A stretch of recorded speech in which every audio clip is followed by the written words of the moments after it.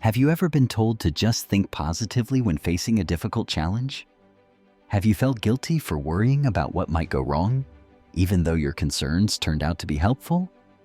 Have you noticed that your most successful plans were the ones where you actually prepared for obstacles instead of just hoping for the best? What if I told you that the relentless pursuit of positive thinking might actually be holding you back? What if the very act of acknowledging what could go wrong is precisely what helps you succeed? And what if there's a scientifically proven approach that combines realistic thinking with strategic action to achieve extraordinary results? Welcome to a revolutionary perspective on success, achievement, and mental well-being. This isn't about becoming pessimistic or negative.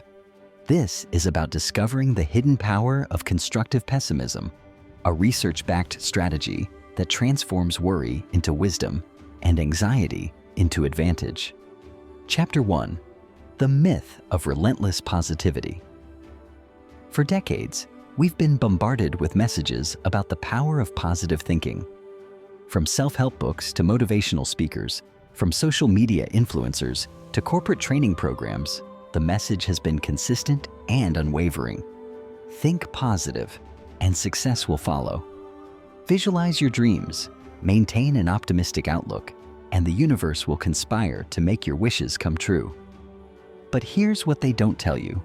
This relentless focus on positivity, when taken to extremes, can actually sabotage your success and harm your mental health. Consider Marcus, a talented software engineer who dreamed of launching his own startup. He attended countless seminars on positive thinking, filled vision boards with images of success, and constantly affirmed his inevitable triumph. He was so focused on the dream that he never seriously considered what might go wrong. He didn't create backup plans for funding failures. He didn't prepare for market competition. He didn't develop contingency strategies for technical setbacks. When his startup launched, reality hit hard. Within 6 months, he'd burned through his savings, lost his investors, and found himself back at square one, not just financially devastated, but psychologically shattered. The positive thinking approach that promised success had left him completely unprepared for the challenges that every entrepreneur inevitably faces. Marcus's story isn't unique. It's a pattern repeated millions of times across the world in every domain of human endeavor, and it points to a fundamental flaw in the way we've been taught to think about success. The problem isn't with positivity itself. Research consistently shows that optimism, when balanced and realistic, contributes to better health, stronger relationships, and greater resilience. The problem arises when positivity becomes toxic, when it transforms from a helpful perspective into a rigid ideology that denies reality, invalidates genuine human emotions. Toxic positivity is the belief that people should maintain a positive mindset, no matter how dire or difficult their situation. It's the pressure to suppress negative emotions, to always look on the bright side, to respond to every setback with cheerful platitudes like, "Everything happens for a reason," or "Good vibes only." This approach creates several serious problems. First, it forces people to suppress authentic emotions. When you're grieving, anxious, or frustrated, being told to just stay positive doesn't help you process these feelings. Instead, it adds shame and guilt to your existing distress. You start believing there's something wrong with you for not being able to maintain constant positivity. Research in psychology has shown that emotional suppression leads to worse outcomes, not better ones. When we try to push down negative emotions without addressing them, they don't disappear. They accumulate, intensify, and eventually manifest in more destructive ways, including anxiety disorders, depression, emotional outbursts, and even physical health problems. Second, toxic positivity creates unrealistic expectations. When you believe that thinking positively guarantees success, you're setting yourself up for devastating disappointment. Life is inherently unpredictable. Challenges, setbacks, and failures are not aberrations to be wished away with positive thoughts. They're fundamental features of the human experience. The planning fallacy, identified by psychologists Daniel Kahneman and Amos Tversky, demonstrates this perfectly. They found that people consistently underestimate how long tasks will take to complete, even when they have extensive experience with similar tasks. Students predict they'll finish papers much faster than they actually do. Construction projects routinely run over budget and pass deadlines. Businesses launch products later than projected. Why does this happen? Because when we focus exclusively on the positive outcome, we neglect the obstacles that inevitably arise. We engage in what researchers call inside view thinking, imagining how we want things to unfold rather than learning from how similar situations have actually unfolded in the past. Third, toxic positivity prevents proper preparation. If you're convinced that everything will work out perfectly, why would you prepare for problems? Why create contingency plans? Why develop backup strategies? This lack of preparation leaves you vulnerable when challenges inevitably arise. Think about the difference between a surgeon who only visualizes successful operations versus one who also mentally prepares for potential complications. The latter isn't being negative. They're being professionally responsible. They're ensuring they can respond effectively when things don't go according to plan. The same principle applies to every area of life. The student who only imagines acing the exam without preparing for difficult questions will struggle more than the student who anticipates challenges and prepares accordingly. The entrepreneur who only envisions success without planning for market obstacles will fare worse than the one who develops robust contingency strategies. This brings us to a crucial insight that forms the foundation of everything we'll explore in this audiobook. The most successful people aren't those who think most positively. They're those who think most realistically, while maintaining the motivation to take effective action. This is where constructive pessimism enters the picture. Unlike toxic positivity, which denies reality in favor of wishful thinking, and unlike dispositional pessimism, which assumes everything will go wrong and gives up, constructive pessimism acknowledges potential obstacles while actively developing strategies to overcome them. Constructive pessimism is rooted in decades of psychological research, particularly the groundbreaking work on defensive pessimism by psychologists Nancy Cantor and Julie Norum. In their studies conducted in the 1980s, they discovered something remarkable. Some highly successful people deliberately set low expectations for themselves, not because they lacked confidence, but as a strategic approach to managing anxiety and motivating preparation. These defensive pessimists didn't just worry passively, they used their concerns productively. By envisioning specific obstacles and setbacks, they prepared concrete strategies to address them. By setting low expectations, they protected themselves from devastating disappointment while motivating themselves to work harder to exceed those expectations. The research findings were striking.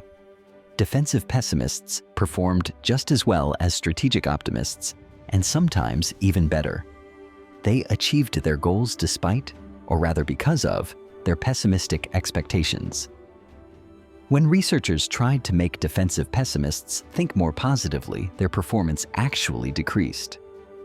The positive thinking interfered with their natural coping strategy. This discovery challenges everything we've been taught about the relationship between mindset and success. It reveals that there isn't one universal path to achievement.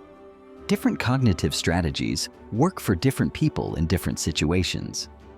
For people prone to anxiety, defensive pessimism provides a way to harness that anxiety as motivation rather than being paralyzed by it. Instead of fighting against their natural tendency to worry, they channel it into productive preparation. They transform "what if everything goes wrong?" from a source of panic into a planning tool. The ancient Stoics understood this principle thousands of years ago, long before modern psychology validated it through research. They practiced premeditatio malorum, the premeditation of evils, deliberately visualizing potential misfortunes to build psychological resilience and practical preparedness. The Roman philosopher Seneca wrote extensively about this practice. He advised imagining the loss of wealth, health, or loved ones, not to become morbid or depressed, but to appreciate what you have now and prepare mentally for the changes that life inevitably brings. This wasn't pessimism for pessimism's sake. It was a sophisticated psychological strategy for maintaining equanimity in the face of life's uncertainties. Marcus Aurelius, the Roman emperor and Stoic philosopher, began each day by reminding himself that he would encounter difficult people, frustrating situations, and unexpected challenges. This wasn't negative thinking. It was realistic preparation that allowed him to respond with wisdom and composure when these situations actually arose. Modern neuroscience helps us understand why these ancient practices work. When we mentally rehearse challenging scenarios, we activate similar neural pathways as when we actually experience those scenarios. This mental practice prepares our brains to respond more effectively when we encounter real difficulties. Athletes have used this principle for decades through visualization training. But here's the key. The most effective visualization isn't just imagining success. It's imagining the process, including the obstacles you'll face and how you'll overcome them. The marathon runner who visualizes only crossing the finish line in triumph is less prepared than the one who also visualizes hitting the wall at mile 20 and has a mental strategy for pushing through. In the business world, this approach manifests as the pre-mortem technique developed by psychologist Gary Klein. Unlike a post-mortem, which analyzes failures after they occur, a pre-mortem is conducted before a project begins. The team imagines that the project has spectacularly failed, then works backward to identify what could have caused that failure. This simple shift in perspective, from what could go wrong to the project failed, why did it fail, unlocks remarkably candid conversations about risks and vulnerabilities. Team members feel psychologically safe to voice concerns they might otherwise suppress for fear of seeming negative or unsupportive. Companies that conduct pre-mortems identify risks that traditional risk assessment methods miss. They develop stronger contingency plans. They make more realistic timelines and budgets. The result is significantly higher project success rates. Throughout this audiobook, we'll explore the science and practice of constructive pessimism in depth. We'll examine the research that validates this approach. We'll discover practical techniques you can implement immediately. We'll hear real-world examples of how individuals and organizations have achieved extraordinary results by embracing realistic thinking over toxic positivity. But first, we need to understand a crucial distinction. Constructive pessimism is not about being negative, cynical, or defeatist. It's not about expecting the worst and giving up. It's about clear-eyed realism combined with strategic action. The constructive pessimist says, "This might not work out, so I'm going to prepare thoroughly to maximize my chances of success." The toxic optimist says, "This will definitely work out, so I don't need to worry about preparation." The dispositional pessimist says, "This won't work out, so why bother trying?" Can you see the fundamental difference? The constructive pessimist is the only one who's both realistic about challenges and committed to taking effective action. This approach isn't just about achieving external success. It's also about protecting and enhancing your mental well-being. When you're allowed to acknowledge difficulties, to express concerns, to prepare for obstacles, you reduce the psychological burden of maintaining a false facade of constant positivity. You give yourself permission to be human, to experience the full range of emotions, to engage authentically with life's complexities. This authenticity is itself a source of psychological strength and resilience. The journey we're about to embark on together will transform the way you think about success, failure, preparation, and achievement. You'll discover that your worries, properly channeled, are not weaknesses to be suppressed, but sources of wisdom to be harnessed. You'll learn that acknowledging what might go wrong is not negative thinking, but strategic planning. Most importantly, you'll develop a set of practical tools and techniques that will serve you throughout your life, helping you achieve more while experiencing less anxiety and greater authenticity. Are you ready to move beyond the limitations of toxic positivity and discover the power of constructive pessimism? Let's begin. Chapter 2: The Science of Defensive Pessimism. To truly understand constructive pessimism, we need to dive deep into the research that revealed its power. This isn't pop psychology or motivational fluff. This is rigorous science that has transformed our understanding of human motivation and achievement. The story begins in the 1980s at the University of Michigan, where psychologists Nancy Cantor and Julie Norham were studying how college students approached anxiety-provoking academic situations. They noticed something puzzling. Some students who consistently performed well academically also consistently predicted they would perform poorly on upcoming exams. This seemed to contradict everything psychology knew about the relationship between expectations and performance. The prevailing wisdom was that positive expectations led to better outcomes. Yet, here were successful students deliberately setting low expectations for themselves. Cantor and Norham wondered, were these students sabotaging themselves despite their success? Or was something else going on? To find out, they designed a series of ingenious experiments. They brought students into the laboratory and had them complete various cognitive tasks under pressure. Tasks like solving difficult anagrams, working through mathematical problems, and tracing complex figures. Before each task, they asked students to predict how well they thought they'd do. They identified two distinct groups. Strategic optimists set high expectations for their performance, felt calm and confident, and didn't spend much time thinking about what might go wrong. Defensive pessimists set low expectations for their performance, felt anxious and worried, and spent considerable time imagining all the ways things could go wrong. The surprising finding? Both groups performed equally well. The defensive pessimists, despite their anxiety and low expectations, achieved results just as good as the confident optimists. But the story gets even more interesting.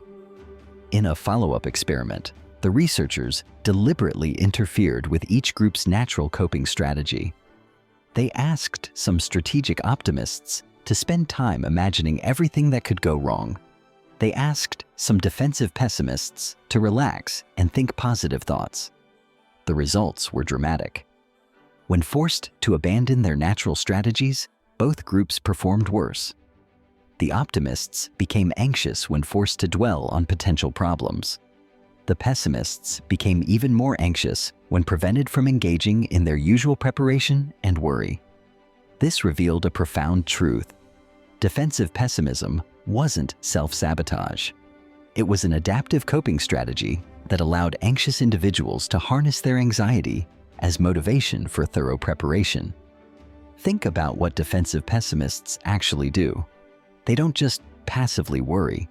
They engage in what psychologists call prefactual thinking, mentally simulating potential negative outcomes before they occur. This simulation serves several crucial functions. First, it motivates action. When you vividly imagine failure, you become more motivated to take steps to prevent it. The anxiety generated by imagining negative outcomes drives you to prepare more thoroughly, practice more diligently, and plan more carefully. Second, it reduces surprise. When difficulties arise, the defensive pessimist has already mentally rehearsed them. This familiarity makes the actual challenge less overwhelming.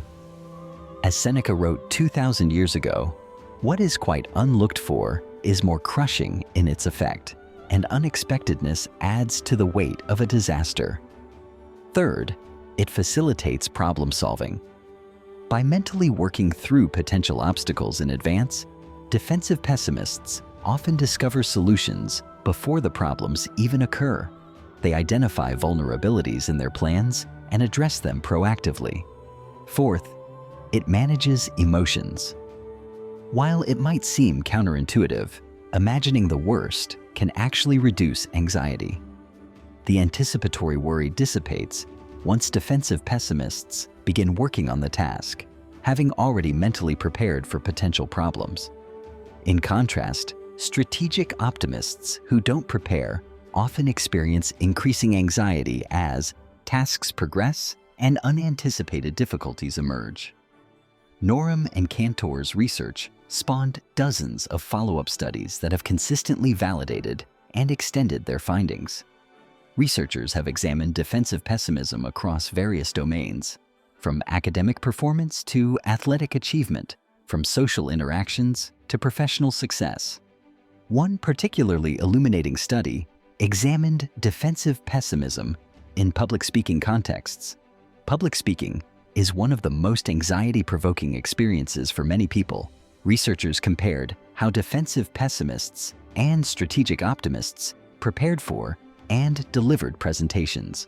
The defensive pessimists spent more time imagining everything that could go wrong, forgetting their points, stumbling over words, facing hostile questions, experiencing technical difficulties. They then prepared specific strategies to address each potential problem, creating detailed notes, practicing transitions, anticipating questions, checking equipment multiple times. When they actually gave their presentations, they performed just as well as strategic optimists. But here's the fascinating part. When researchers prevented defensive pessimists from engaging in their usual preparation, their performance suffered significantly. When they were told to just relax and think positive, they couldn't access their natural coping mechanism, and their anxiety became debilitating rather than motivating. This research has profound implications. It means that the one-size-fits-all approach to positive thinking is not just ineffective for some people, it's actually counterproductive. Telling an anxious person to stop worrying and think positive is like telling someone who's drowning to stop swimming and just relax. It removes their coping mechanism without providing an effective alternative. The research also revealed important nuances about when and how defensive pessimism works best. It's most effective for tasks where systematic preparation can improve outcomes. It's less useful for tasks that are purely luck-based or where preparation doesn't help. For example, defensive pessimism helps students prepare for exams because studying and anticipating difficult questions directly improves performance. It helps athletes train for competitions because mentally rehearsing challenges and developing response strategies enhances execution. It helps business leaders plan projects because identifying potential obstacles allows for contingency planning. However, defensive pessimism doesn't help much if you're buying a lottery ticket or hoping for good weather. No amount of worry and preparation changes random outcomes. This is where realistic optimism, which we'll explore later, becomes more appropriate. Another crucial finding from the research concerns the relationship between defensive pessimism and self-esteem. Initially, researchers worried that constantly imagining failure might damage self-esteem over time. But longitudinal studies that followed defensive pessimists over many years found this wasn't the case. In fact, defensive pessimists who were allowed to use their natural strategy maintained stable or even improving self-esteem over time. They succeeded at their tasks, which validated their efforts. They experienced the satisfaction of overcoming obstacles they'd anticipated. Their self-esteem was grounded in demonstrated competence rather than inflated self-regard. The defensive pessimists who struggled with self-esteem were those who were pressured to abandon their natural strategy. When forced to think positively, they performed worse, which then genuinely harmed their self-esteem. The message is clear. Work with your natural cognitive style. Don't fight against it. Research has also examined the neurological basis of defensive pessimism. Brain imaging studies reveal that when defensive pessimists imagine negative scenarios, they show increased activity in brain regions associated with planning and problem solving. Their brains aren't just generating anxiety, they're actively working on solutions. This neural activity prepares the brain for effective action. It's similar to how athletes' brains show activation in motor areas when they mentally rehearse movements. The defensive pessimist who imagines giving a poor presentation and prepares responses is essentially training their brain to perform better. One of the most important findings from defensive pessimism research concerns the distinction between worry and rumination.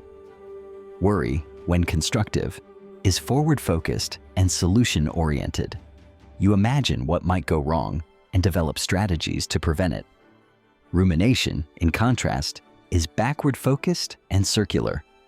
You dwell on past failures without generating solutions. Defensive pessimism involves constructive worry, not destructive rumination. The key difference is action orientation. Defensive pessimists use their negative imaginings to motivate preparation. They ask, "What could go wrong?" And then, "What can I do about it?" Ruminators ask, "What went wrong?" and then spiral into self-criticism without productive action.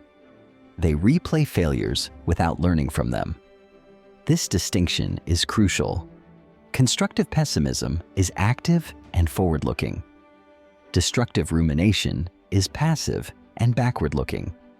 The research also reveals that defensive pessimism is most common among people with anxiety disorders, but it's not limited to clinical populations.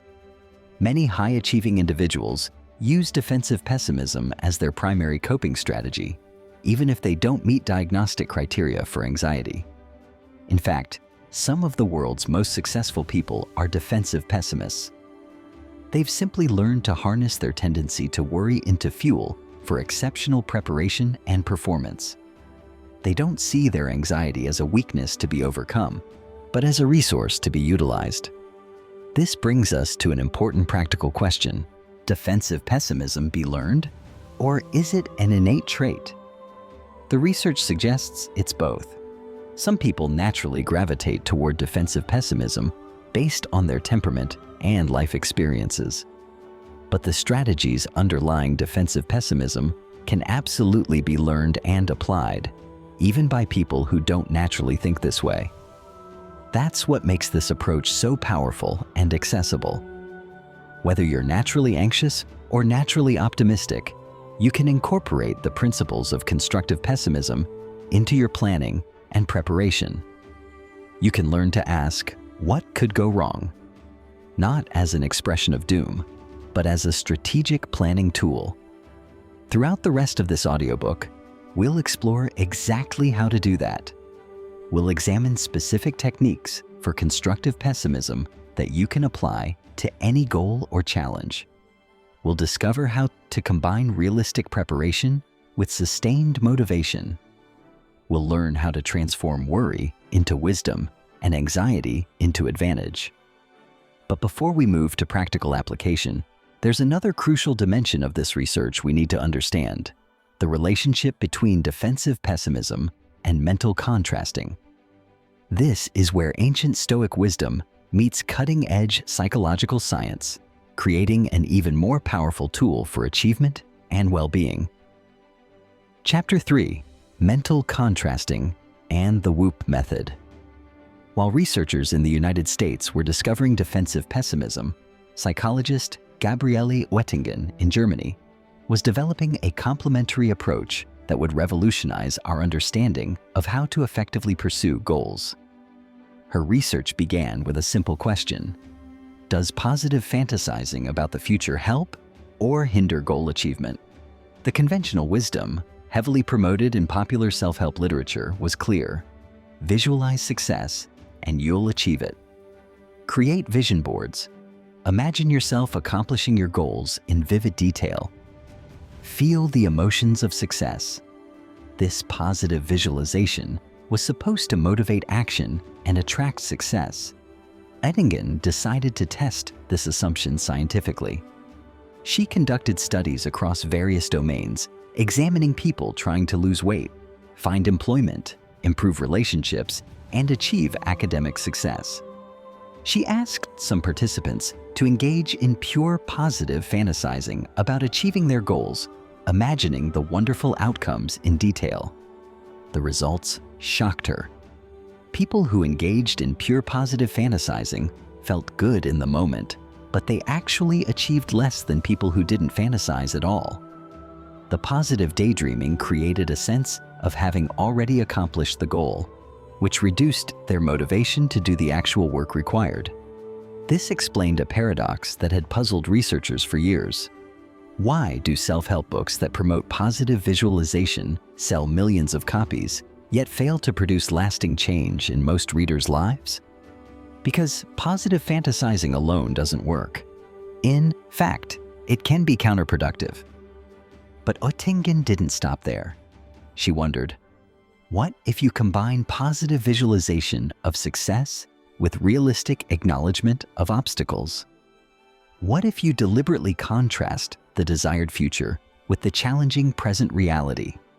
She developed an approach called mental contrasting.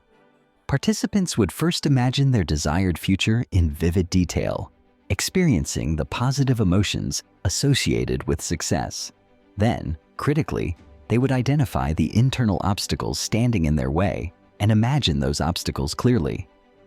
The results were dramatic. People who used mental contrasting showed significantly higher goal achievement than those who only fantasized positively or only focused on obstacles. They also showed better ability to let go of unrealistic goals, recognizing when to persist and when to redirect their energy elsewhere. Mental contrasting works because it creates what psychologists call energization.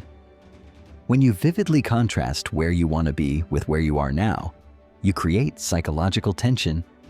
This tension, rather than being uncomfortable or demotivating, actually energizes you to take action to resolve the discrepancy. Think about the difference in your experience. If you only imagine success, you feel satisfied as if you've already achieved it. If you only focus on obstacles, you feel discouraged. But when you contrast them, you feel motivated. The gap between the desired future and the challenging present becomes a call to action rather than a source of either complacency or despair. Oettingen refined mental contrasting into a simple practical technique called WOOP: wish, outcome, obstacle, plan. This four-step process combines mental contrasting with implementation intentions, creating one of the most effective goal pursuit strategies ever developed. Here's how WOOP works. First, you identify a wish, something meaningful and challenging that you want to accomplish. It needs to be something you care about deeply, but also something that feels feasible with effort. You spend time clarifying this wish, making it specific and concrete. Second, you imagine the best outcome of achieving that wish. You visualize what success would look like, how it would feel, what would change in your life. You engage your emotions, letting yourself fully experience the positive feelings associated with accomplishment. This is the positive visualization component. Third, and this is where WOOP differs crucially from pure positive thinking, you identify the main obstacle standing in your way. This obstacle should be internal, something within yourself rather than external circumstances. Perhaps it's a habit, a fear, a lack of knowledge, or a competing priority. You imagine this obstacle clearly, acknowledging its reality. Fourth, you create a plan to overcome that obstacle. Specifically, you formulate an if-then plan. If this obstacle arises, then I will do this specific action to overcome it. This implementation intention creates a mental link between the obstacle and your response, making it more likely you'll execute your plan when the obstacle actually appears. Let me give you a concrete example. Suppose your wish is to run a marathon. The outcome you imagine is crossing the finish line feeling strong, proud of your achievement, celebrating with friends. You visualize this vividly, experiencing the positive emotions. Then you identify your main internal obstacle. Perhaps it's your tendency to skip training runs when you feel tired or when the weather is unpleasant. You acknowledge this pattern honestly, imagining how it might derail your training. Finally, you create an if-then plan. If I wake up on a training day feeling tired and tempted to skip my run, then I will put on my running clothes immediately and commit to running just 10 minutes. I can always stop after 10 minutes if I really want to, but I have to start. This plan addresses the obstacle directly with a specific, actionable response.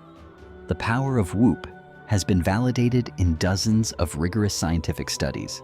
Researchers have tested it with students trying to improve grades, patients trying to exercise more, job seekers trying to find employment, people trying to improve relationships, and countless other scenarios. Across all these domains, WOOP consistently outperforms both pure positive thinking and pure problem-focused approaches. People who use WOOP achieve more goals. They also make better decisions about which goals to pursue and which to abandon. One particularly fascinating finding: WOOP helps people distinguish between goals that are genuinely feasible and those that aren't. When you use mental contrasting to compare your desired future with current reality, you gain clarity about whether your expectations of success are realistic. If the contrast energizes you, if you feel motivated to overcome the obstacles, that's a signal the goal is worth pursuing. If the contrast deflates you, if the obstacles seem insurmountable given current resources, that's valuable information too. It allows you to redirect your energy toward more achievable goals rather than pursuing fantasies. This is one of WOOP's underappreciated benefits.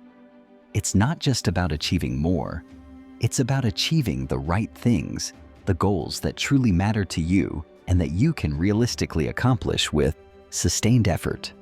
The research also reveals that WOOP works across different timescales. You can use it for long-term goals like career advancement or health transformation. You can use it for medium-term goals like completing a project or improving a relationship.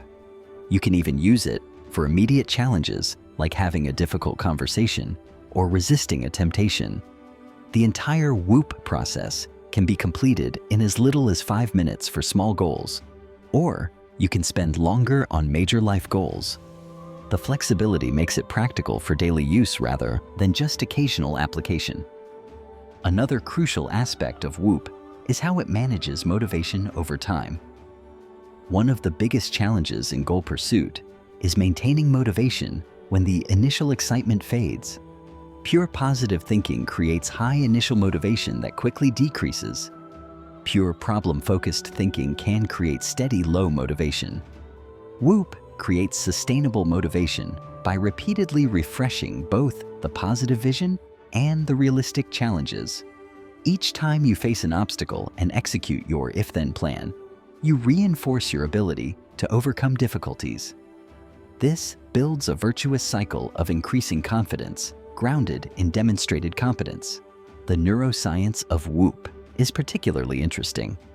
Brain imaging studies show that when people engage in mental contrasting, they activate both the reward centers associated with positive outcomes and the executive control centers associated with planning and problem solving. This integrated activation prepares the brain for effective goal-directed behavior.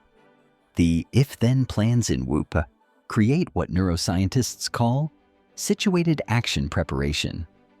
Your brain essentially preloads the intended response so that when the obstacle arises, the planned behavior is readily accessible.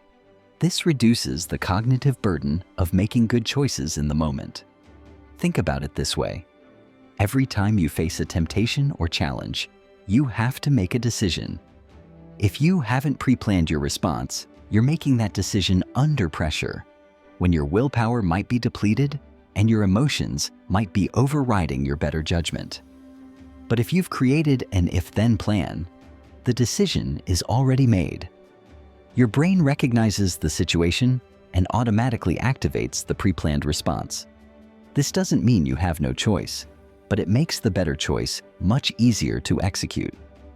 Oettingen's research also discovered that WOOP works better than traditional goal-setting approaches like SMART goals, at least for certain types of challenges.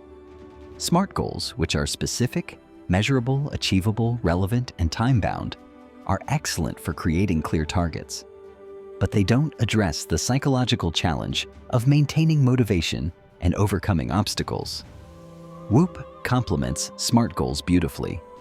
You can create a SMART goal and then use WOOP to strengthen your commitment and prepare for obstacles. The combination is more powerful than either approach alone.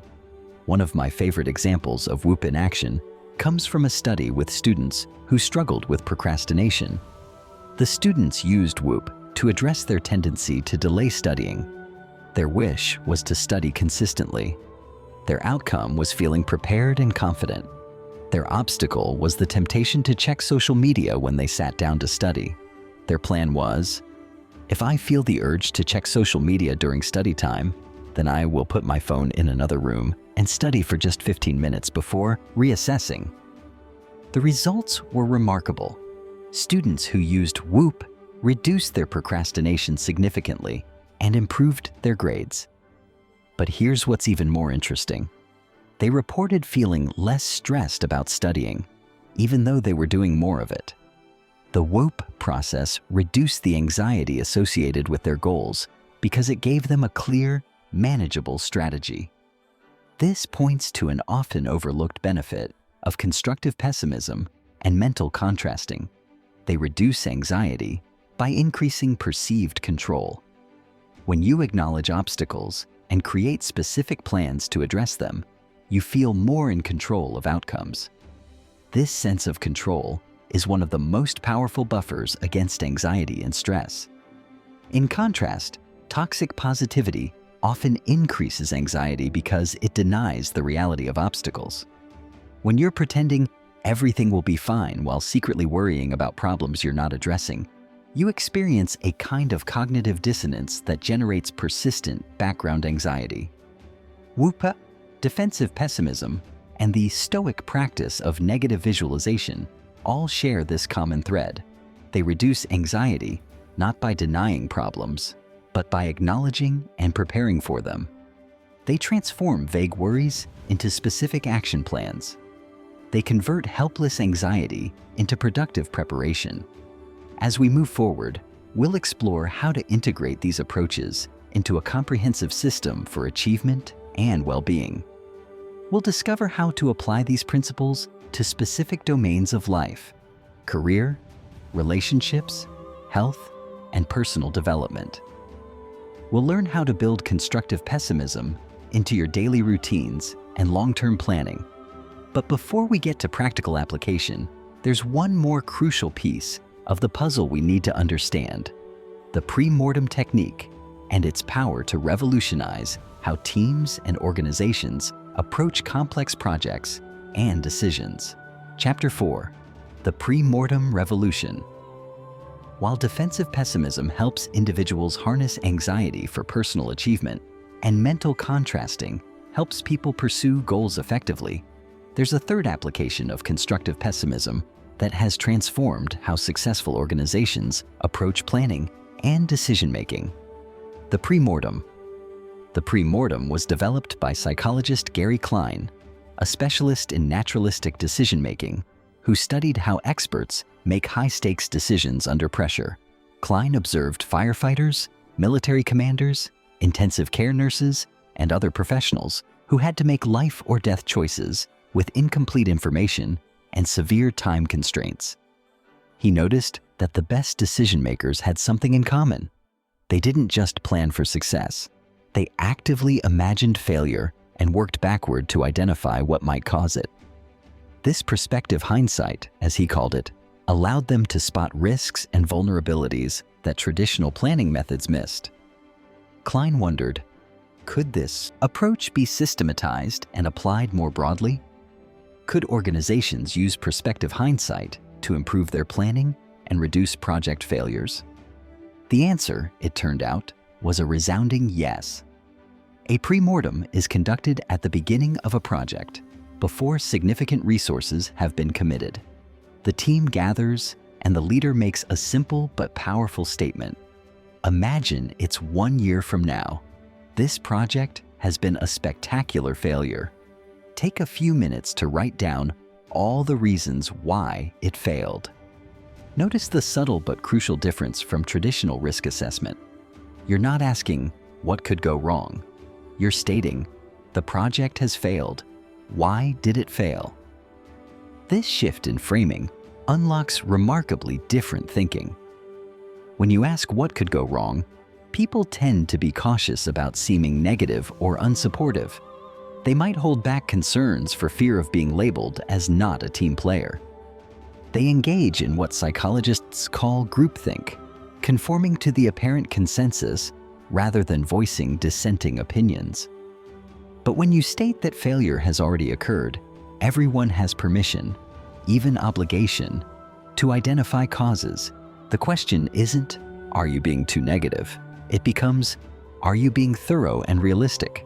This psychological safety allows team members to voice concerns they might otherwise suppress. The results of pre-mortems are often eye-opening. Team members identify risks that would never have surfaced in traditional planning meetings. They reveal assumptions that hadn't been tested. They expose vulnerabilities in the plan that everyone had been too polite or too optimistic to mention. One classic example comes from a technology company planning to launch a new product. In their pre-mortem session, team members identified potential failures, including the technology not scaling to meet demand, key suppliers failing to deliver on time, a competitor releasing a similar product first, the pricing being too high for the target market, and the sales team not understanding how to position the product. Each of these concerns was valid and addressable, but they hadn't come up in regular planning meetings because team members didn't want to seem negative or doubtful about a project everyone was excited about. The pre-mortem created space for realistic assessment. The company addressed each identified risk proactively. They stress-tested their infrastructure, developed backup supplier relationships, accelerated their launch timeline, conducted more pricing research, and implemented additional sales training. When the product launched, it succeeded beyond expectations precisely because they had anticipated and prevented potential failures. Research comparing projects with and without pre-mortems shows dramatic differences in outcomes. Projects with pre-mortems are significantly more likely to be completed on time and within budget. They encounter fewer unexpected obstacles. When problems do arise, teams are better prepared to address them quickly. Why is the pre-mortem so effective? It leverages several psychological principles we've already discussed. First, it harnesses the power of prospective hindsight. Studies show that when people imagine an event has already occurred, they're much better at identifying plausible causes than when they imagine possible future events. The simple shift from might happen to has happened improves causal reasoning dramatically. Second, pre-mortems counteract optimism bias. Humans are naturally inclined to be overly optimistic about our own projects and plans. We overestimate benefits, underestimate costs, and assume that problems that affected similar projects won't affect ours. The pre-mortem forces us to confront this bias directly. Third, pre-mortems surface hidden information. In any group, individual members have different knowledge, perspectives, and concerns. Traditional meetings often fail to elicit this distributed information effectively. The pre-mortems format, where everyone independently writes down failure causes before discussion, ensures that diverse viewpoints are captured. Fourth, pre-mortems build team cohesion. By working together to identify and address potential problems, teams develop shared understanding and mutual trust. They're not just planning for success, they're preparing to face challenges together. The pre-mortem has been adopted by organizations ranging from small startups to Fortune 500 companies, from government agencies to nonprofits. It's been used for product launches, mergers, and acquisitions, strategic initiatives, organizational changes, and countless other high-stakes endeavors.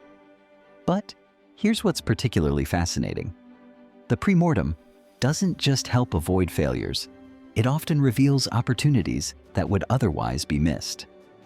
When teams think deeply about what could go wrong, they sometimes discover alternative approaches that are actually superior to their original plan. For example, a consulting firm conducting a pre-mortem for a client engagement identified a potential failure. They might not have access to key stakeholders needed for data collection. While developing contingency plans for this risk, they realized they could actually get better information through a different approach that didn't require as much stakeholder time. The pre-mortem led them to a more effective methodology. The pre-mortem also works on a personal level, not just for organizational projects.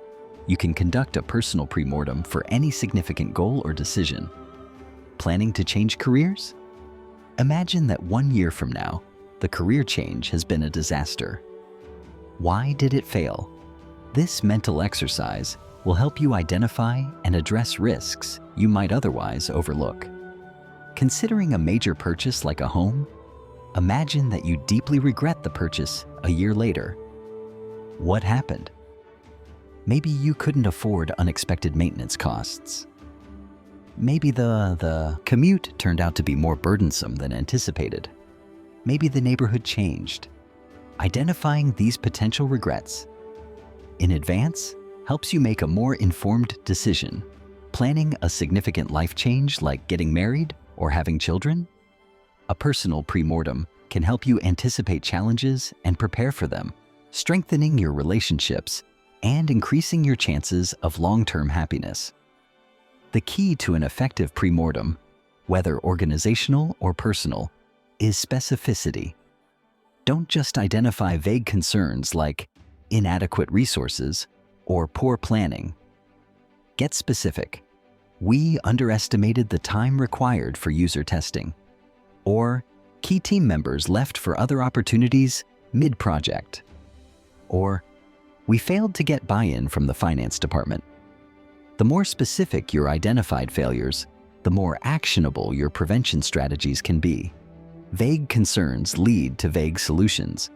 Specific concerns lead to specific, effective interventions.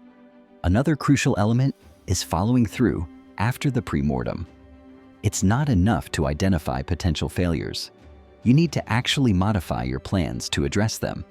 This might mean adjusting timelines, allocating additional resources, developing contingency plans, or even fundamentally rethinking your approach.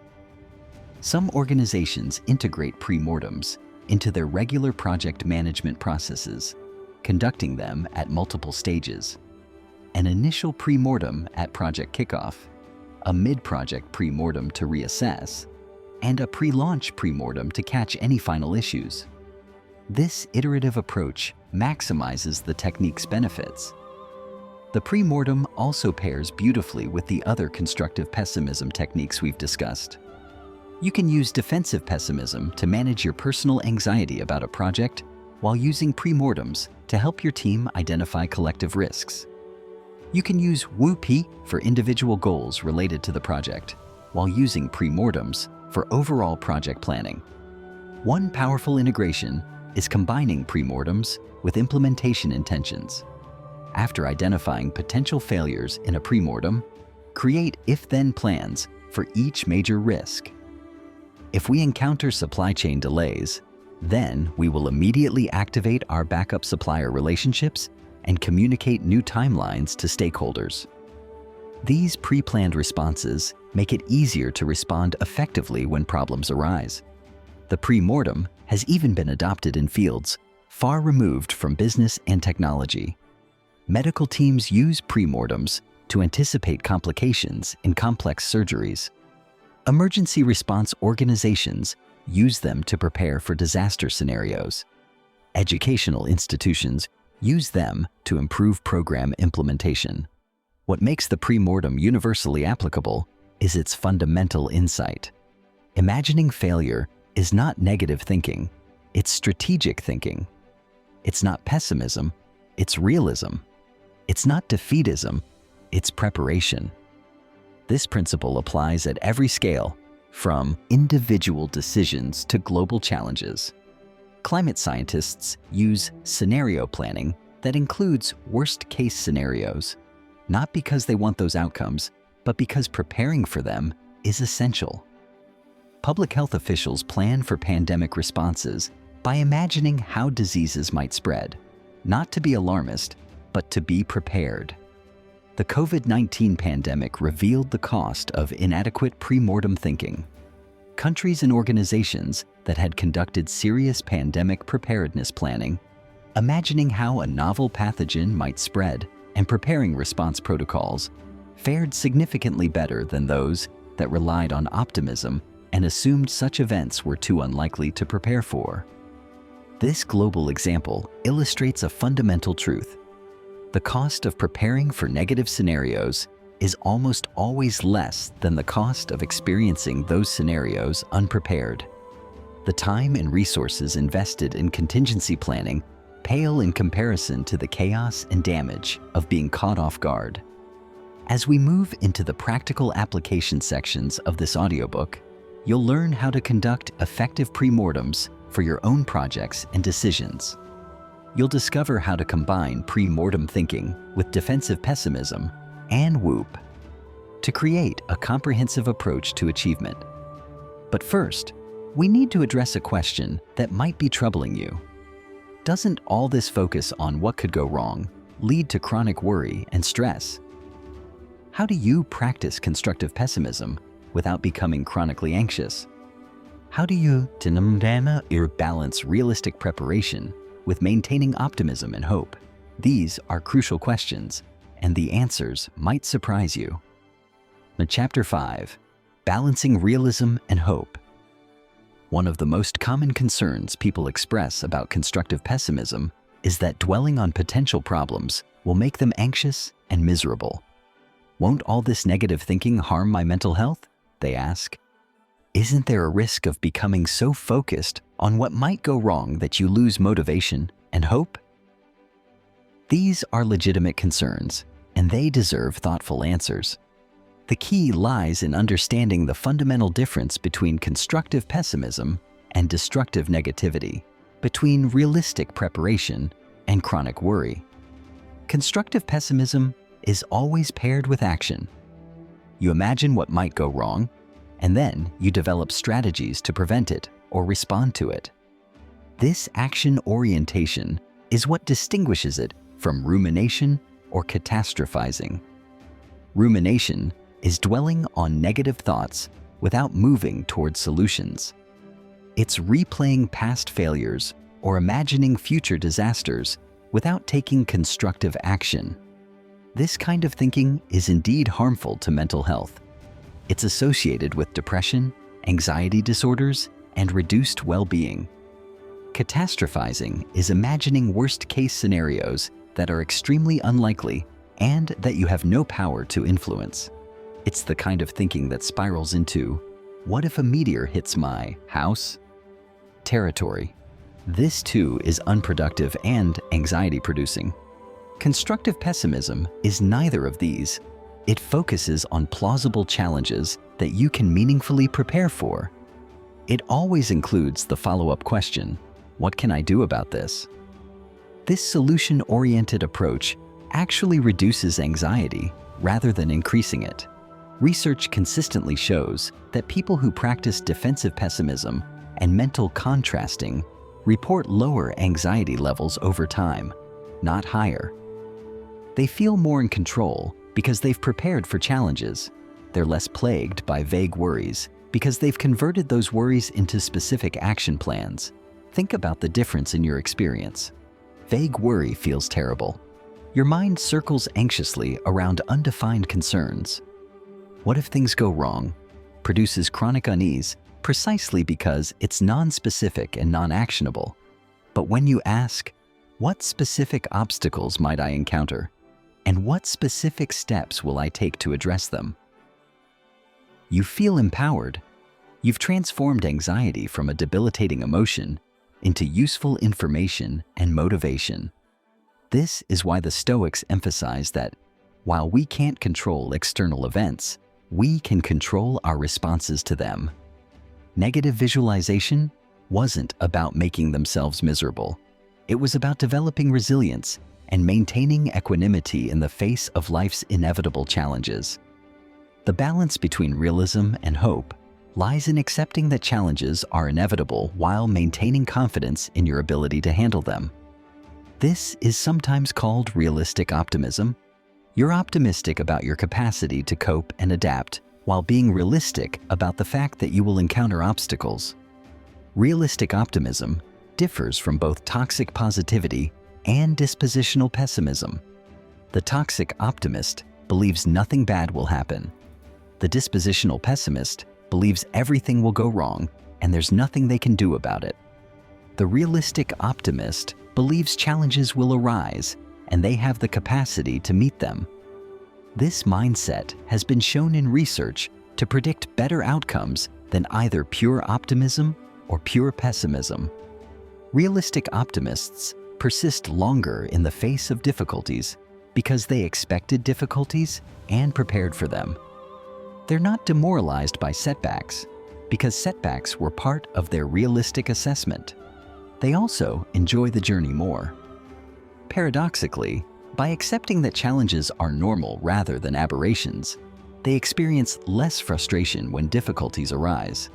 They can even feel a sense of satisfaction when their preparation pays off and they successfully navigate anticipated obstacles. One practical way to maintain this balance is through what I call the preparation-execution split. During the planning phase, be pessimistic.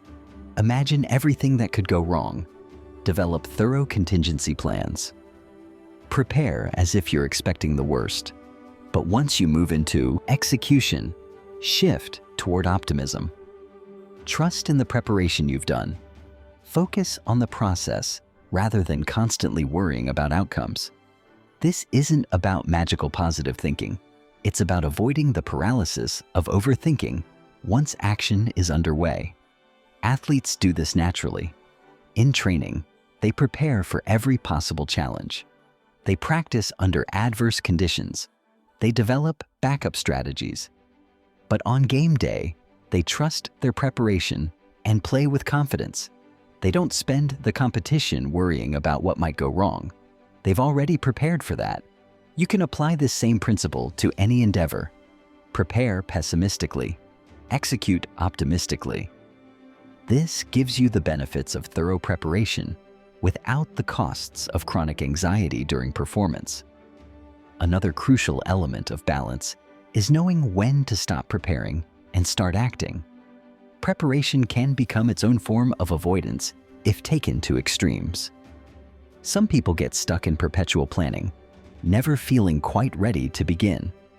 This is where the distinction between defensive pessimism and pathological anxiety becomes important. Defensive pessimists use their worry as motivation for bounded preparation. They prepare thoroughly and then they act. Pathologically anxious individuals prepare endlessly without ever feeling ready. If you find yourself stuck in preparation mode, it may help to set explicit limits. Decide in advance how much time you'll devote to planning and preparation. Once that time is up, commit to action even if you don't feel perfectly ready. Remember, part of your preparation includes having contingency plans for when things don't go as expected. The balance between realism and hope also involves maintaining perspective on what you can and cannot control. Constructive pessimism focuses on risks and challenges that you can meaningfully influence through preparation. It doesn't waste energy on concerns beyond your control. This is where the Stoic distinction between what's up to us and what's not up to us becomes invaluable. You can control your effort, your preparation, your responses to events. You cannot control other people's choices, market conditions, or random chance. Constructive pessimism applies to the former, not the latter. You prepare thoroughly for challenges within your sphere of influence. For everything else, you practice acceptance. This isn't fatalism. It's wisdom about where to direct your energy for maximum effect. Research on locus of control supports this approach. People with an internal locus of control, who believe their actions meaningfully influence outcomes, tend to be more successful and psychologically healthier than those with an external locus of control, who believe outcomes are primarily determined by external forces. Constructive pessimism strengthens internal locus of control by focusing your attention on what you can do to influence outcomes. Even when facing challenges, you're identifying actions you can take rather than feeling helpless. Another dimension of balance involves gratitude and appreciation. While you're preparing for potential problems, don't forget to appreciate current blessings. The Stoic practice of negative visualization actually aims to increase gratitude by helping you recognize that the good things in your life are not permanent guarantees. When you imagine losing your health, relationships, or opportunities, you appreciate them more deeply in the present. This isn't about living in fear of loss. It's about avoiding the complacency that comes from taking good things for granted. Modern research on gratitude confirms what the Stoics knew. Regularly acknowledging what you're thankful for enhances well-being, strengthens relationships, and increases life satisfaction. Combining gratitude practice with constructive pessimism creates a powerful balance. Appreciate what you have while preparing for what might change. You might practice this through a daily reflection. Spend a few minutes each morning imagining potential challenges you might face that day and planning how you'll handle them.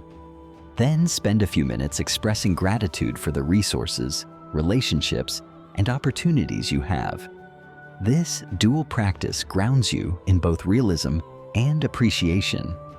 The balance also involves recognizing that not every situation requires intensive preparation. Some challenges are worth the investment of thorough pre-planning. Others are better approached with simpler strategies or even spontaneity. How do you decide? Consider the stakes and the value of preparation. For high-stakes situations where preparation significantly improves outcomes, invest in thorough constructive pessimism. For low-stakes situations, or those where preparation doesn't help much, a lighter touch is appropriate. Taking an important exam? Definitely use defensive pessimism and mental contrasting. While going to a casual social gathering? Maybe just remind yourself that awkward moments happen and you'll handle them fine without extensive pre-planning. This discernment prevents constructive pessimism from becoming exhausting or all-consuming.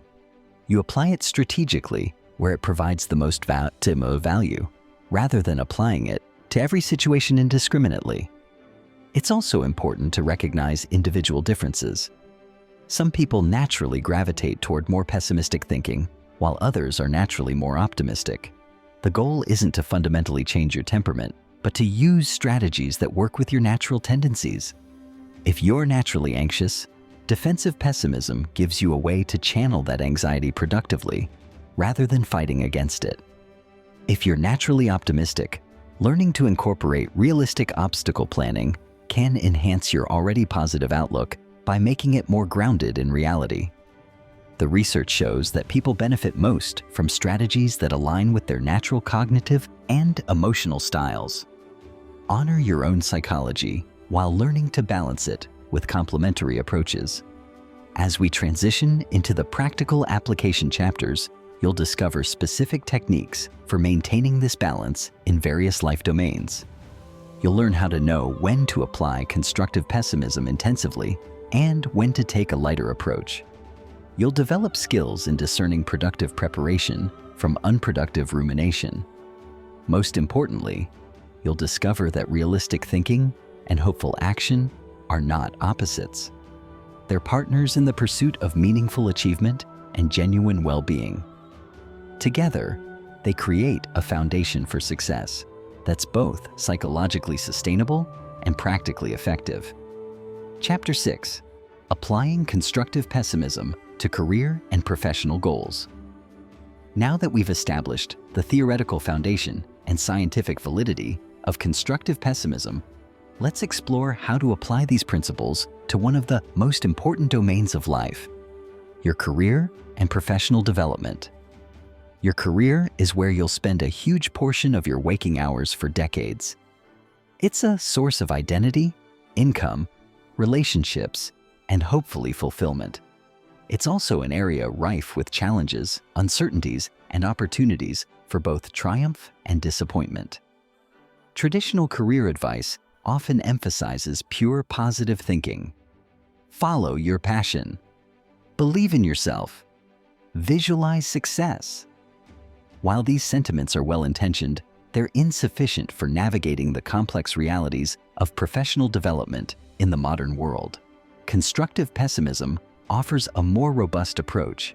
It helps you pursue ambitious career goals while preparing realistically for the obstacles you'll inevitably encounter. Let's explore how to apply defensive pessimism, mental contrasting, and pre-mortem thinking to various career situations. Starting with job searching, one of the most anxiety-provoking career activities. The traditional advice is to stay positive, believe you'll find the right opportunity, and project confidence. This isn't wrong, but it's incomplete. A constructive pessimist approaches job searching differently. They use WOOP to structure their job search strategy. Their wish might be to find a fulfilling position in their field within 3 months. The outcome they envision is starting a new job that utilizes their skills, provides growth opportunities, and offers reasonable compensation. The obstacle they identify might be their tendency to get discouraged after rejections and reduce their application efforts.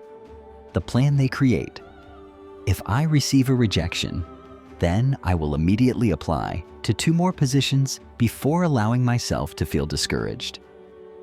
This if-then plan transforms rejection from a demotivating experience into a trigger for increased action. They might also conduct a personal pre-mortem on their job search. Imagine it's 3 months from now and the job search has failed. Why? Possible reasons: applied to too few positions, inadequate networking, resume didn't highlight key accomplishments, poor interview performance, unrealistic salary expectations, focused too narrowly on one type of role. Each identified failure cause becomes an action item. Apply to more positions. Reach out to former colleagues and attend industry events. Revise resume with quantified achievements. Practice interview responses. Research salary ranges. Consider adjacent roles. This approach doesn't eliminate the stress of job searching, but it channels that stress into productive activity. The anxiety about finding a job motivates thorough preparation rather than paralyzing worry. Defensive pessimism is particularly valuable for interviews. Instead of just imagining yourself nailing the interview, imagine specific ways it might go wrong and prepare for each scenario. They ask a question you're unprepared for? You have a strategy. Acknowledge the question, take a moment to think, and structure your answer using the STAR method, even if you have to use a less than perfect example. The technology fails during a virtual interview? You've already tested your equipment, have a phone number as backup, and have pre-positioned materials you might need. The interviewer seems hostile or unimpressed? You've prepared to stay professional and focused on demonstrating your value regardless of their demeanor. This preparation doesn't make you seem anxious or negative in the interview. Quite the opposite. Because you've prepared for potential problems, you feel more confident. You can focus on connecting with the interviewer and communicating your value rather than worrying about what might go wrong. Once you're in a job, constructive pessimism helps with everything from daily task management to long-term career planning. For important projects, conduct personal pre-mortems. Before starting a significant initiative, imagine it's failed. Why? This mental exercise reveals risks and dependencies you should address proactively. Maybe the project requires cooperation from another department that has competing priorities.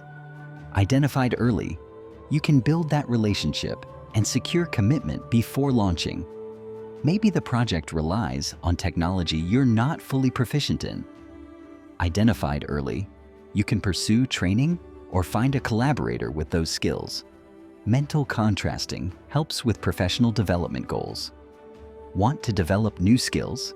Use WOOP. Wish, become proficient in data analysis. Outcome, confidently using data to inform business decisions, being seen as a go-to person for analytical insights. Obstacle, tendency to postpone learning when work is busy. Plan, if I find myself saying I'm too busy to practice data analysis, then I will block 15 minutes immediately to watch one tutorial video, which is always manageable, even on busy days. Defensive pessimism helps manage presentation anxiety. Whether you're presenting to your team, to leadership, or at industry conferences, instead of just visualizing a successful presentation, imagine specific things that might go wrong and prepare for each. Technology fails? You have your presentation on multiple devices and can present without slides if necessary. You lose your place? You've practiced enough to recover smoothly. Someone asks a hostile question? You've prepared to stay calm, acknowledge their concern, and provide a thoughtful response, or admit you'll need to gather more information. Career transitions are another area where constructive pessimism proves invaluable. Considering a career change, don't just fantasize about how wonderful it will be. Conduct a thorough pre-mortem. Imagine you've made the change and deeply regret it. Why? Maybe you didn't accurately understand what the new field entails day to day. Maybe you underestimated the financial impact of starting over. Maybe you miss aspects of your current work you took for granted. Maybe the new field's culture doesn't suit your personality or values. Each potential regret points to questions you should answer before making the change. Research the field thoroughly, perhaps through informational interviews or trial projects. Model the financial implications carefully. Reflect honestly on what you'll miss and whether the trade-offs are worthwhile. This doesn't mean you shouldn't make the change.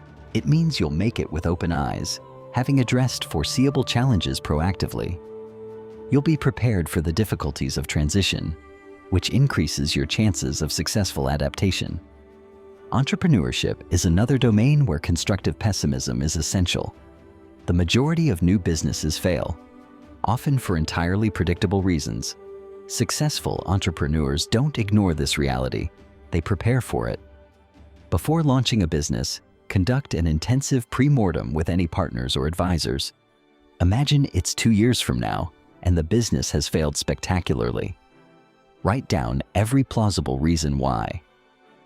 Undercapitalization, poor product-market fit, execution failures, partnership conflicts, inadequate marketing, competition, regulatory challenges, personal burnout. Then systematically address each potential failure cause. Secure adequate funding with realistic runway. Validate product-market fit before full launch. Develop robust operational systems. Create partnership agreements that address potential conflicts. Build marketing into the business model from day one. Analyze competitive landscape thoroughly. Understand regulatory environment. Plan for sustainable work-life integration. This doesn't guarantee success, but it dramatically improves your odds by forcing you to confront reality rather than relying on entrepreneurial optimism alone. Within an existing business, encourage your team to use pre-mortems before major initiatives. Create a culture where identifying potential problems is seen as valuable rather than negative. This improves planning quality and builds psychological safety. When teams know they'll have opportunities to voice concerns in structured ways like pre-mortems, they're less likely to suppress worries until problems become crises. They're more likely to flag issues early when they're still manageable. Networking and relationship building are often presented in purely positive terms. Just be authentic, provide value, and relationships will flourish. Again, this isn't wrong, but it's incomplete. A constructive pessimist thinks about what could prevent professional relationships from developing or maintaining. They might be too busy to maintain contact. They might not have clear ways to provide value. The relationship might feel one-sided. They might struggle with small talk or social anxiety. Each potential obstacle can be addressed with if-then plans. If a month passes without contact with important relationships, then I will send a brief check-in message or share a relevant article. If I'm not sure how to help someone, then I will ask directly what challenges they're facing. If I notice a relationship feels one-sided, then I will explicitly acknowledge it and adjust my approach. Salary negotiations benefit from constructive pessimism. Instead of just hoping for the best, imagine negotiations going poorly. They make an offer below your minimum. They're inflexible on key terms. They make you feel guilty for negotiating. You struggle to articulate your value confidently. Prepare for each scenario. Research market rates thoroughly so you can make data-based arguments. Determine your walkaway point in advance. Practice responses to pressure tactics. Prepare specific examples of your contributions and impact. Consider non-salary elements that might be negotiable if base salary isn't. This preparation doesn't make you adversarial. It makes you effective. You can negotiate professionally and confidently because you've prepared for likely scenarios rather than hoping they won't arise. Managing workplace challenges and conflicts also benefits from this approach. Don't just hope conflicts will resolve themselves or that difficult colleagues will change. Use constructive pessimism to develop concrete response strategies. Imagine specific difficult interactions that might occur. Prepare calm, professional responses. Create if-then plans. If my colleague takes credit for my work in a meeting, then I will politely but clearly describe my specific contributions. This preparation helps you respond effectively in the moment, rather than being caught off guard. For long-term career planning, combine realistic assessment with ambitious goals. Imagine both success and failure scenarios for your career over the next 5, 10, 20 years. What would make each outcome more likely? Success might require continuous skill development, strategic networking, willingness to take calculated risks, adaptability to industry changes, maintaining work-life balance to avoid burnout. Failure might result from skill stagnation, isolation, excessive risk aversion, or recklessness, resistance to change, unsustainable work habits. This analysis informs both what to pursue and what to avoid. It creates a roadmap grounded in reality rather than fantasy. Throughout your career, balance this realistic planning with appreciation for current accomplishments and opportunities. Practice gratitude for the good aspects of your current position while preparing for future challenges and changes. Remember that career success isn't just about external achievements. It's about finding meaningful work that utilizes your strengths, supports your values, and enables the life you want to live. Constructive pessimism helps you pursue this holistically by forcing you to consider not just what you want to achieve, but what obstacles might prevent it and what you're willing to sacrifice or compromise. As you apply these principles to your professional life, you'll develop greater confidence, not because you're unrealistically optimistic, but because you're thoroughly prepared. You'll handle setbacks more effectively because you anticipated and planned for them. You'll make better decisions because you've considered both upsides and downsides realistically. Your career is a marathon, not a sprint. Constructive pessimism helps you maintain sustainable pace and direction, preparing for the inevitable hills and rough patches while appreciating the journey and celebrating genuine progress. Chapter 7. Constructive Pessimism for Health and Wellness.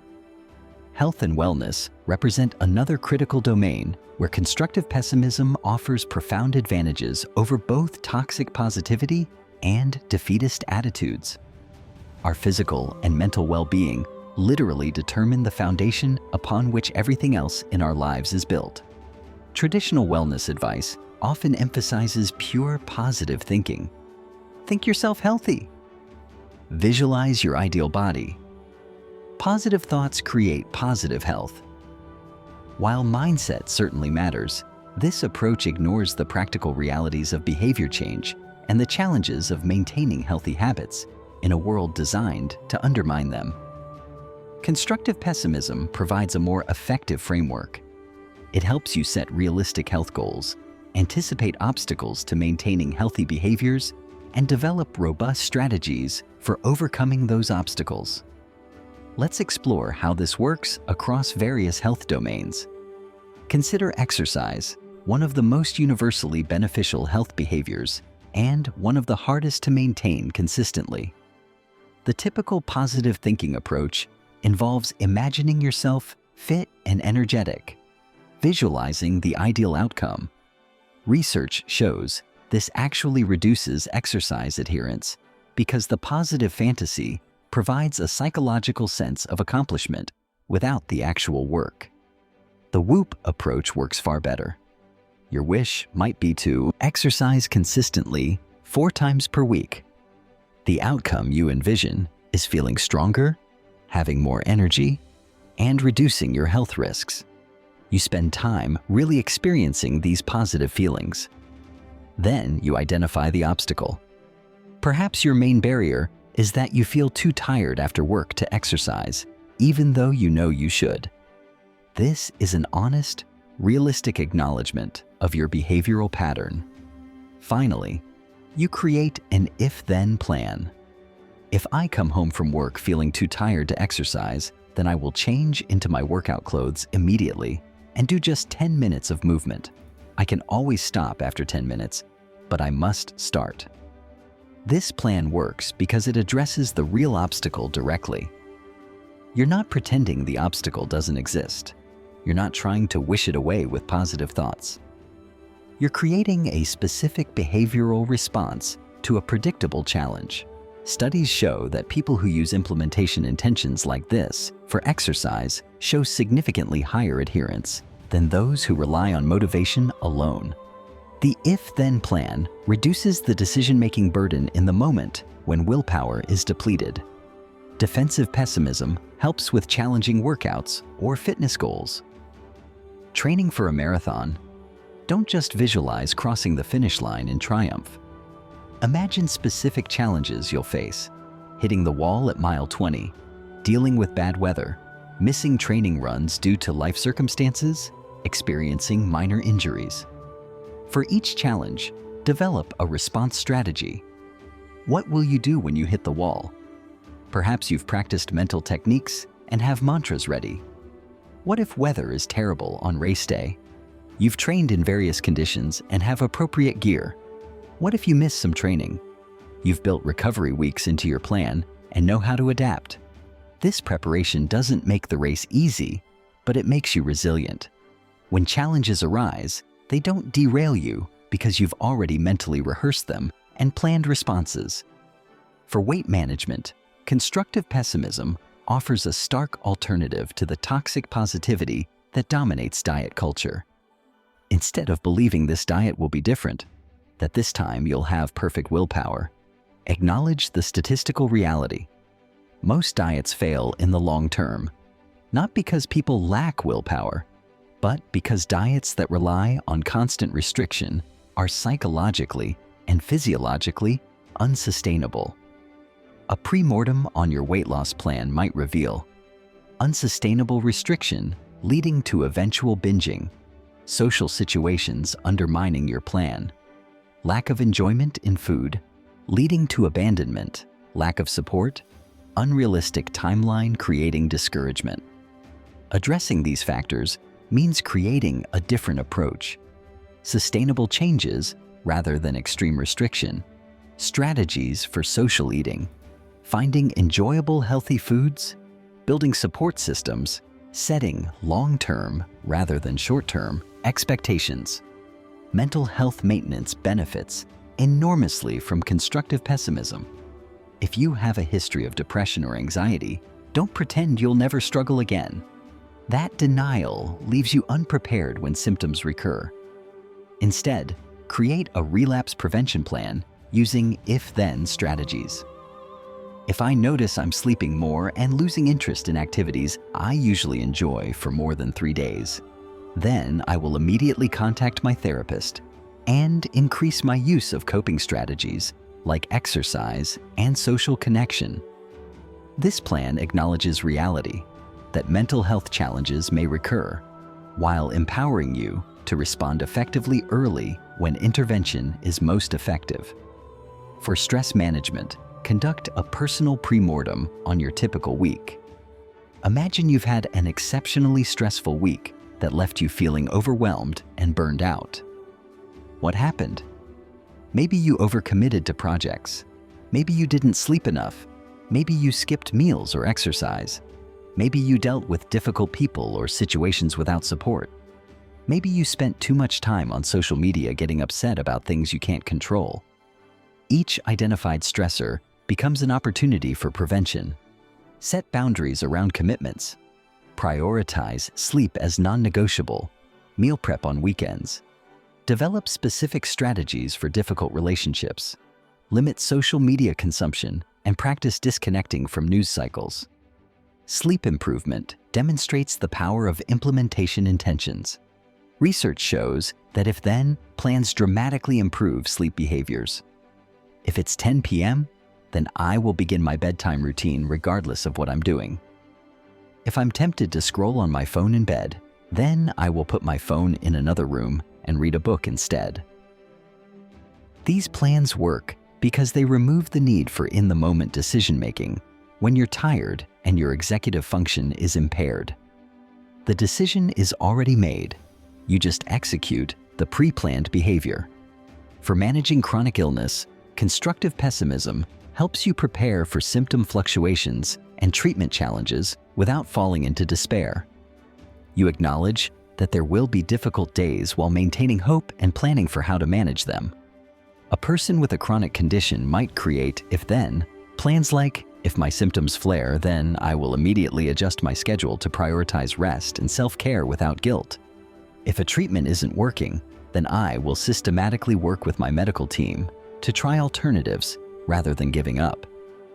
This approach balances realism about the challenges of chronic illness with active engagement in managing it effectively. It's neither toxic positivity that denies the difficulty, nor hopeless passivity that surrenders to it. Nutrition provides another excellent application. Instead of believing you'll perfectly execute a meal plan, acknowledge obstacles, busy schedules, social eating, cravings, limited cooking skills, conflicting family preferences. Create if-then plans for each.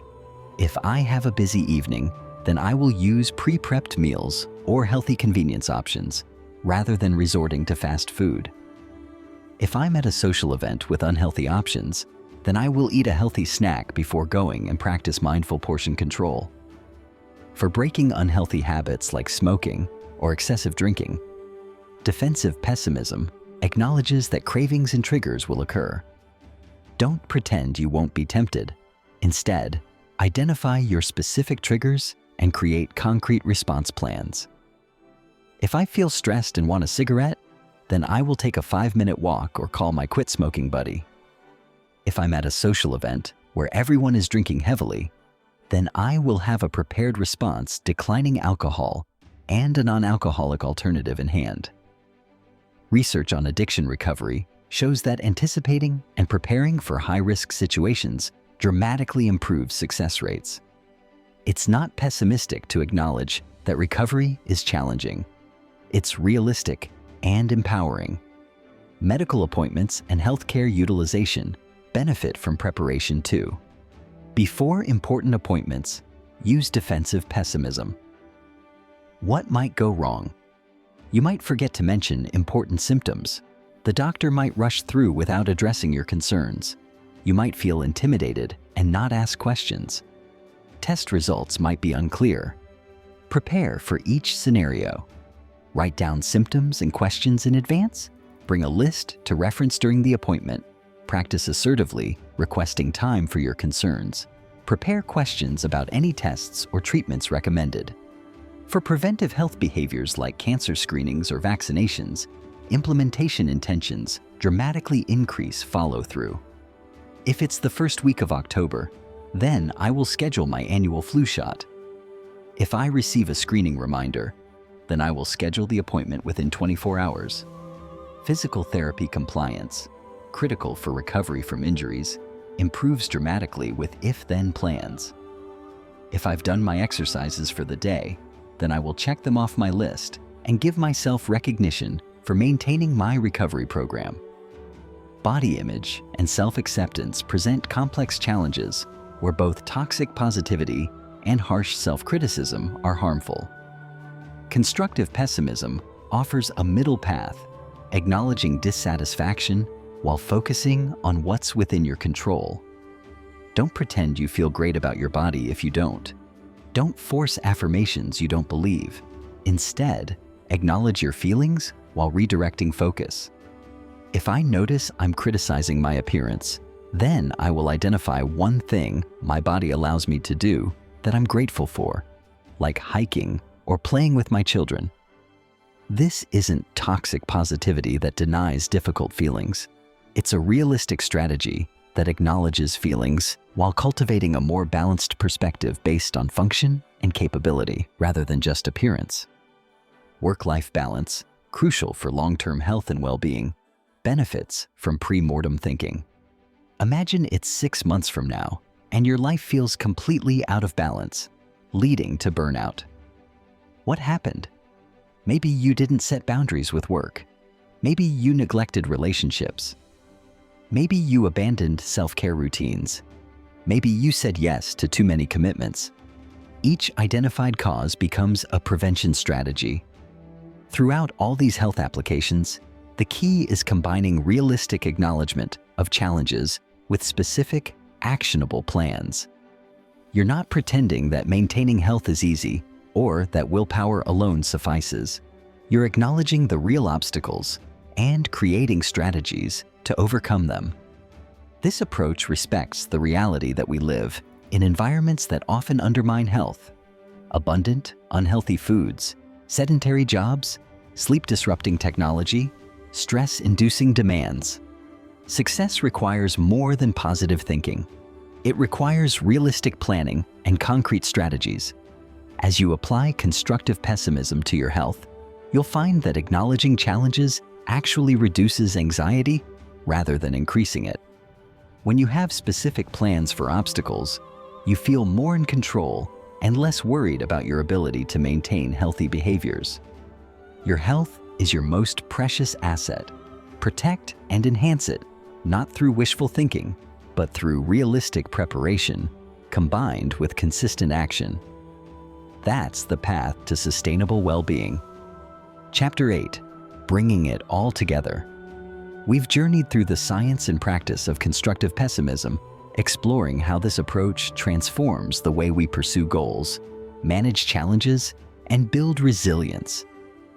We've seen how defensive pessimism, mental contrasting, and pre-mortem thinking provide powerful alternatives to toxic positivity while avoiding the trap of defeatist pessimism. Now it's time to integrate everything you've learned into a practical, sustainable approach you can apply across all domains of your life. The beauty of constructive pessimism is that once you understand its principles, they become a lens through which you can view any challenge or goal. The core insight is deceptively simple. Acknowledging what might go wrong is not negative thinking. It's strategic thinking. It's not pessimism. It's realism. And when combined with specific action plans, this realism becomes the foundation for genuine achievement and authentic well-being. Let me share a final, integrative example that brings together everything we've discussed. Meet Sarah, a composite of several people I've worked with who transformed their lives through constructive pessimism. Sarah was a middle manager at a technology company, feeling stuck in her career and overwhelmed by life's demands. She'd tried positive thinking approaches, vision boards, affirmations, visualization exercises, They made her feel good temporarily but didn't create lasting change. She kept encountering the same obstacles, unprepared and discouraged. When Sarah discovered constructive pessimism, everything shifted. She began with a comprehensive life pre-mortem, imagining it was 1 year in the future and things had gotten worse across all domains: career stagnation, weight gain, deteriorating relationships, financial stress, declining mental health. This exercise was initially uncomfortable. It forced her to confront patterns she'd been avoiding. But rather than leaving her discouraged, it energized her because each potential failure pointed to specific changes she could make. For her career, she used WOOP. Wish, transition into a leadership role with greater responsibility and impact. Outcome, leading a team, making strategic decisions, being recognized for her contributions. Obstacle, her tendency to avoid difficult conversations and wait for opportunities rather than advocating for herself. Plan, if I'm in a situation where I need to advocate for myself or have a difficult conversation, then I will take 3 deep breaths, remind myself that advocating for myself serves everyone by ensuring the right person is in the right role, and speak up clearly and professionally about what I need or what the situation requires. This simple if-then plan helped her navigate situations she'd previously avoided.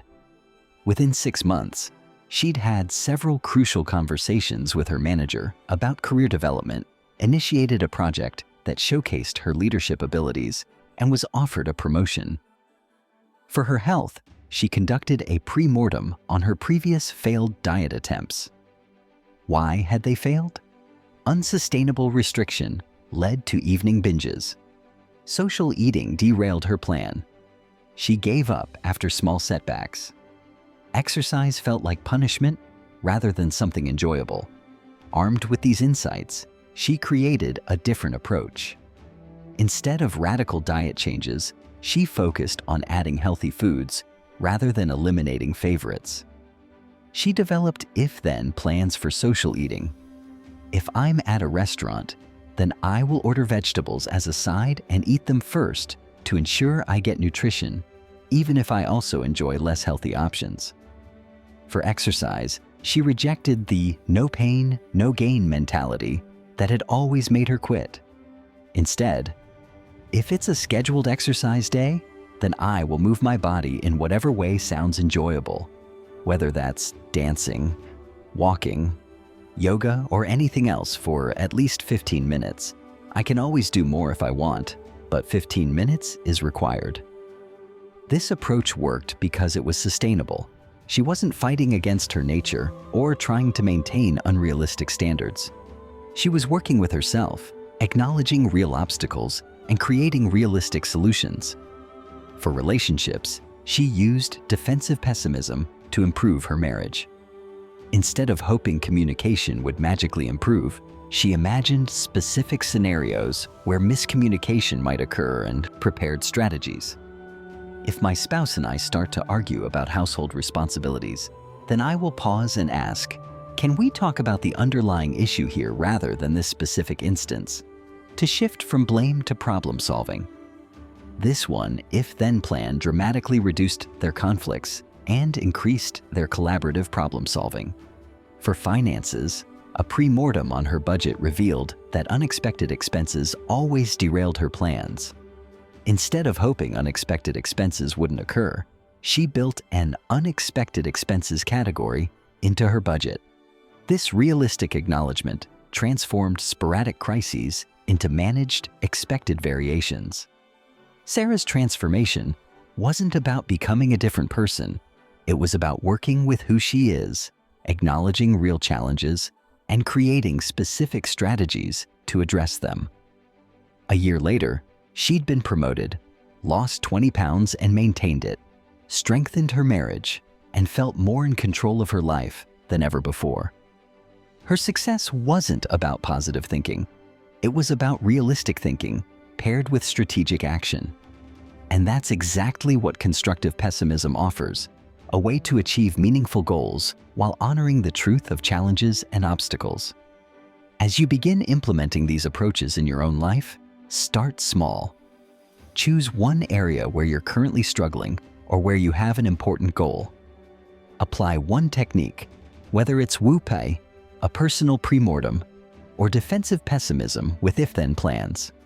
Notice how it feels to acknowledge obstacles rather than denying them. Notice how having specific plans reduces anxiety rather than increasing it. Notice how realistic preparation actually improves outcomes. Once you've experienced success in one area, expand to others. The beautiful thing about these techniques is that they're transferable. The skills you develop using WOOP for exercise goals apply just as well to career goals or relationship goals or any other domain.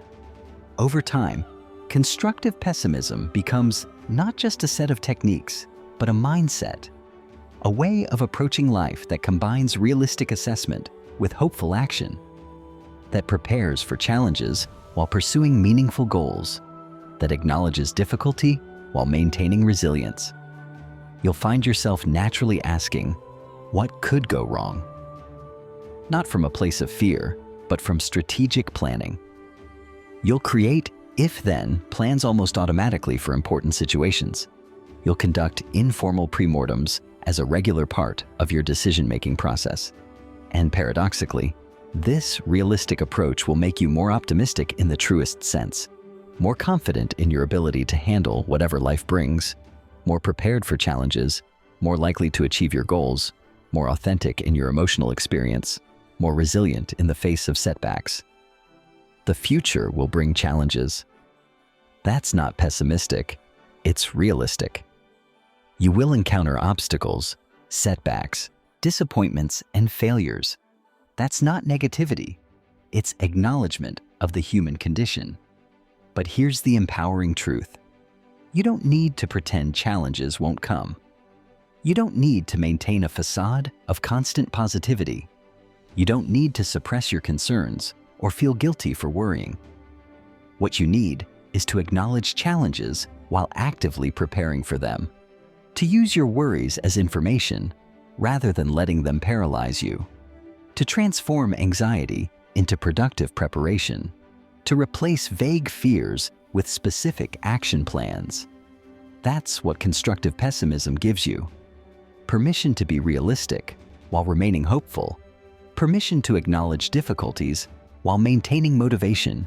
Permission to be fully human in all your complexity while pursuing meaningful achievement.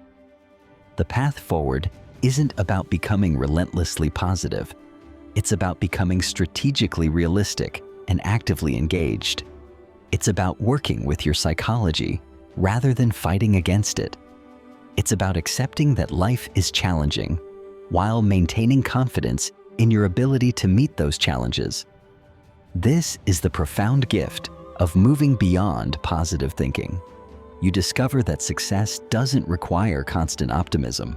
It requires clear-eyed realism, thorough preparation, and persistent action. Those are things you can control and develop, regardless of your natural temperament or circumstances. As you close this audiobook and return to your life, remember, you have within you everything needed to achieve your meaningful goals. Not because you'll magically avoid obstacles, but because you can prepare for them. Not because challenges won't arise, but because you can develop strategies to overcome them. Not because the path will be easy, but because you can build the resilience to travel it. The question isn't whether you'll encounter difficulties. The question is whether you'll be prepared when you do. Constructive pessimism ensures that answer is yes, and that makes all the difference. Welcome to a new way of thinking about success, achievement, and well-being. Welcome to the power of moving beyond positive thinking. Welcome to the science and practice of constructive pessimism for real results. Your journey doesn't end here, it begins. Thank you for investing this time in exploring these ideas with me. If this audiobook has shifted your perspective or provided valuable insights, I encourage you to take one concrete action today. Choose one goal, one challenge, one situation where you can apply what you've learned. Conduct a personal pre-mortem. Create an if-then plan. Use WOOP to structure your approach. Start small, but start. And then share your experience. Leave a comment below about which technique you're trying and how it works for you. Subscribe to this channel for more evidence-based approaches to personal development and success. Like this video if you found value in it. Most importantly, recognize that by acknowledging reality while maintaining agency, you're joining a community of people who've discovered that the path to genuine achievement doesn't require pretending everything will be perfect. It requires preparing thoroughly and acting persistently. You've got this. Not because nothing will go wrong, but because when things do go wrong, you'll be ready.